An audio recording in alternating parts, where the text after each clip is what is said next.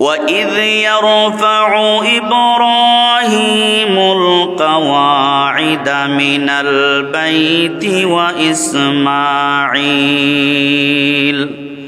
رَبَّنَا تَقَبَّلْ مِنَّا إِنَّكَ أَنْتَ السَّمِيعُ الْعَلِيمُ আল্লাহর পয়গম্বর হযরত ইব্রাহিম আলাইহিস সালাম ওনার পুত্র ইসমাঈল আলাইহিস সালাম বাবা এবং ছেলে উভয়জনে মিলে আল্লাহর ঘর বাইতুল্লাহর কাজ যখন কমপ্লিট করলেন, সমাপ্ত করলেন, বাইতুল্লাহর কাজ সমাপ্ত করার পরে আল্লাহর কাছে দোয়া করলেন, ওয়া ইয ইয়ারফাউ ইব্রাহিমুল কাওয়াইদা মিনাল বাইতি ওয়া ইসমাঈল। আল্লাহর কাছে দোয়া করলেন, রব্বুল আলামিন, আমি আর আমার ছেলে ইসমাঈলকে নিয়ে আল্লাহ আপনার ঘর বাইতুল্লাহকে নির্মাণ করলাম। আল্লাহ আপনার ঘরকে বাইতুল্লাহকে নির্মাণ যে করলাম, এটা তো নিঃসন্দেহে একটা ভালো কাজ। ভালো কাজ না? ভালো কাজ। আমি এবং আমার ছেলের পক্ষ থেকে ওই ভালো কাজগুলাকে আপনি মুনিব গ্রহণ করে নেন। সুবহানাল্লাহ। আমাদের কাজগুলাকে আপনি কবুল করেন। আমরা যে ভালো কাজ করলাম, এই ভালো কাজকে আপনি কবুল করেন। সুবহানাল্লাহ। আল্লাহর পয়গম্বর ইব্রাহিম আলাইহিস সালাম এবার দোয়া করলেন। দোয়া যখন শেষ, দোয়া শেষ হওয়ার পরে আল্লাহ সুবহানাহু ওয়া তাআলা এবার ইব্রাহিমকে বলেন, ইব্রাহিম, তুমি এবং তোমার ছেলে ইসমাঈলের কাজকর্মকে আমি আল্লাহ কবুল করে নিলাম, মঞ্জুর করে নিলাম। এবার তোমাদের দায়িত্ব হলো তাম দুনিয়ার আনা যেখানে যে আমার যত মুমিন বান্দা বান্দি আছে, ওই মুমিন বান্দা বান্দিদেরকে আমার ঘর তাওয়াফ করার জন্য তোমাকে দাওয়াত দিতে হবে। তাম দুনিয়াতে বনি আদম আছে, ওরা যেন আমার ঘর বাইতুল্লাহ দেখতে আসে, তাওয়াফ করতে আসে। তুমি ইব্রাহিম সেই দায়িত্ব পালন করো, মানুষদেরকে ডাক দাও। মানুষকে কি করো? নামাজের সময় হইলে মুয়াজ্জিন আজান দিয়ে মানুষকে জানায়া দেয় নামাজের সময় হয়ে গেছে। আপনারা যে যেখানে আছেন দ্রুত চলে আসেন, নামাজের সময় হয়ে গেছে, আজান দিয়ে জানায়া দেয়। আল্লাহর পয়গম্বর ইব্রাহিমকে আল্লাহ বললেন, তাম দুনিয়ার মানুষকে তুমি আহ্বান করো, ডাক দাও। ইব্রাহিম আলাইহিস সালাম মনে মনে ভাবতেছেন, আমার তো এখন মাইকও নাই, কোনো কিছু নাই। এই বাইতুল্লাহ থেকে যদি আমি দুনিয়ার মানুষকে ডাকি, এটা তো বাংলাদেশে আসবে না, লন্ডন আমেরিকা যাবে না, কাতার সৌদি আরো যত জায়গা আছে, এত দূর তো আর যাবে না। আল্লাহ রাব্বুল আলামিন জানায়া দিলেন, পয়গম্বর ইব্রাহিম, দুনিয়ার মানুষদেরকে আহ্বান করা, মানুষদেরকে ডাক দেওয়া, আমার ঘর যেন তাওয়াফ করতে আসে, সেই দাওয়াত দেওয়ার দায়িত্ব হলো তোমার। আর মানুষের কান পর্যন্ত পৌঁছে দেওয়ার দায়িত্ব তোমার না, সেটা হলো আমি আল্লাহ পাকের। মানুষদেরকে ডাক দেওয়া হলো তোমার দায়িত্ব, মানুষের কান পর্যন্ত পৌঁছে দেওয়ার দায়িত্ব কার? মহব্বতে বলেন, দায়িত্ব কার? আল্লাহ পাকের। ইব্রাহিম আলাইহিস সালাম দাওয়াত দিলেন। কেমনে দাওয়াত দিলেন? وَأَذِّنْ فِي النَّاسِ بِالْحَجِّ يَأْتُوكَ رِجَالًا وَعَلَى كُلِّ ضَامِرٍ يَأْتِينَ مِنْ كُلِّ فَجٍّ عَمِيقٍ। সূরা হজের 27 নম্বর আয়াত। আল্লাহর পয়গম্বর ইব্রাহিম আলাইহিস সালাম আল্লাহ পাকের হুকুম পাইয়া তাম দুনিয়ার মানুষ যেন আল্লাহর ঘর বাইতুল্লাহ তাওয়াফ করে, কালিমাওয়ালারা, ঈমানওয়ালারা এবং ভবিষ্যতে যারা ঈমান আনবে তারা যেন আল্লাহর ঘর বাইতুল্লাহকে তাওয়াফ করতে পারে।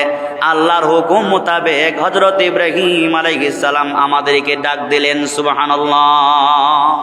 আমাদেরকে ডাক দিলেন। আল্লাহর নবী বলেন, হযরত ইব্রাহিম আলাইহিস সালাম ওই দিন মানুষদেরকে যখন ডাক দিয়েছিলেন, ইব্রাহিমের সেই ওই দিনের আওয়াজটা যত মানুষ যতবার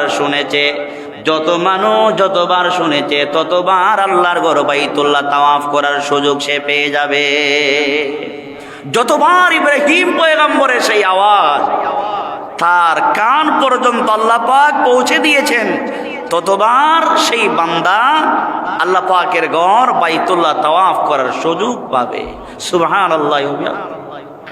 তো ইব্রাহিম আলাইহিস সালাম দোয়া করলেন, এই মানুষদেরকে ডাক দিলেন। আল্লাহ পাক বলেন, ইব্রাহিম, দুনিয়ার মানুষকে তুমি যখন আহ্বান করেছো আমার ঘর দেখতে, দুনিয়ার মানুষেরা আসবে। যারা দুনিয়ার প্রান্ত থেকে যে যেখান থেকে আমার ঘর দেখতে আসবে, তাওয়াফ করতে আসবে, ওরা একজন মানুষও কিন্তু সাধারণ মেহমান না। তারা কি? আল্লাহ পাক বলেন, ইব্রাহিম, দুনিয়ার যে প্রান্ত থেকে আমার যত মুমিন বান্দা বান্দিরা হজ করার জন্য আসবে, আমার ঘর বাইতুল্লাহ তাওয়াফ করার জন্য আসবে, উমরার জন্য আসবে, হজের জন্য আসবে, ওরা একজন মুসলমান সাধারণ মেহমান না। তারা সবাই হলো আমি আল্লাহ পাকের কাছে সবচেয়ে দামি মেহমান। সুবহানাল্লাহ। আল্লাহ পাক বললেন, ইব্রাহিম, দুনিয়ার প্রান্ত থেকে আমার মানুষ, আমার বান্দা বান্দিরা আসবে, তারা হলো আমার কাছে ভিআইপি মেহমানের উপরে। ও পয়গম্বর ইব্রাহিম, একজন মেহমান যদি তার মেহমানদারি মেজবানের বাড়িতে যায়, সুন্দর বিছানাপত্র সুন্দর করে ঘরগুলাকে ঝাড়ু মারু দিয়া কি করে সাজিয়ে গুছিয়ে রাখে। ইব্রাহিম, দুনিয়ার প্রান্ত থেকে আমার মেহমানরা যেহেতু আমার ঘর তাওয়াফ করার জন্য আসবে, হজ আর উমরা করার জন্য আসবে, আয়েশা যেন আমার একজন বান্দা, আমার একজন বান্দি যেন কষ্ট না করে, বিরক্ত যেন না হয়, বলে দুনিয়া থেকে, ওই বাংলাদেশ থেকে, লন্ডন আমেরিকা থেকে আসলাম, কেমন ঘর ইব্রাহিম বানাইলেন, এত নোংরা ময়লা আবর্জনা, এই কথা যেন কোনো বান্দা বান্দি না বলতে পারে। এই জন্য তুমি ইব্রাহিম আর তোমার পুত্র ইসমাইল উভয়জন মিলে আমি আল্লাহর পবিত্র ঘর বাইতুল্লাহকে পরিষ্কার পরিচ্ছন্ন করে দাও।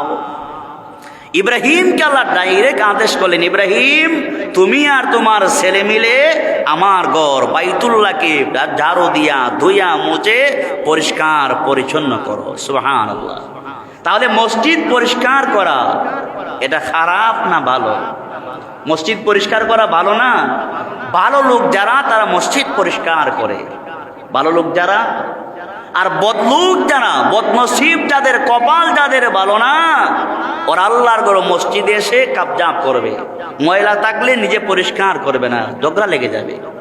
আল্লাহ যাদের কপালকে ভালো করে দিয়েছেন, জান্নাতি মানুষ যারা, ইব্রাহিম আলাইহিস সালাম নিজে মসজিদকে পরিষ্কার করেছেন তার শিশুপুত্র ইসমাইলকে সাথে নিয়ে। সুবহানাল্লাহ। আল্লাহ রাব্বুল আলামিন বললেন, وَإِذْ جَعَلْنَا الْبَيْتَ مَثَابَةً لِلنَّاسِ وَأَمْنًا وَاتَّخِذُوا مِن مَّقَامِ إِبْرَاهِيمَ مُصَلًّى وَعَهِدْنَا إِلَى إِبْرَاهِيمَ وَإِسْمَاعِيلَ أَن طَهِّرَا بَيْتِيَ لِلطَّائِفِينَ والعاكفين والركع السجود। আল্লাহ রাব্বুল আমিন বলেন, ইব্রাহিম, তুমি আর তোমার পুত্র ইসমাইল উভয়জন মিলে আমার পবিত্র ঘর বাইতুল্লাহকে একদম পরিষ্কার পরিচ্ছন্ন করে রাখো। দুনিয়ার যে প্রান্ত থেকে আমার বান্দা বান্দিরা আসবে রুকু করার জন্য, সেজদা করার জন্য, আমার ঘর তাওয়াফ করার জন্য যারা আসবে, ওরা যেন এসে যেন তারা কি হয় না, বিরক্ত হয় না, একদম শান্ত মনে, পরিষ্কার পরিচ্ছন্ন মনে আমার ঘরটাকে তাওয়াফ করতে পারে, খুশি মনে তাওয়াফ করতে পারে, সেজদা করতে পারে, রুকু করতে পারে। এই জন্য তোমরা ছেলে আর বাবা উভয়জন মিলে আমার ঘরটাকে সুন্দর করে পরিষ্কার করে দাও। সুবহানাল্লাহ। ঘর সুন্দর করে ইব্রাহিম আলাইহিস সালাম পরিষ্কার করে দিলেন। ইসমাইল আলাইহিস সালাম বাবা ছেলে মিলে আল্লাহর ঘরকে সুন্দর করে পরিষ্কার করলেন। সুবহানাল্লাহ। তো এই ঘর যারা তাওয়াফে যায়, আল্লাহর ঘর যারা বাইতুল্লাহ তাওয়াফে যায়, তারা কি সাধারণ মেহমান? ভিআইপি মেহমানেরও উপরে। তাদের উপরে কি নাই? কোনো মেহমান নাই। তাদের উপরে কি নাই? কোনো মেহমান নাই।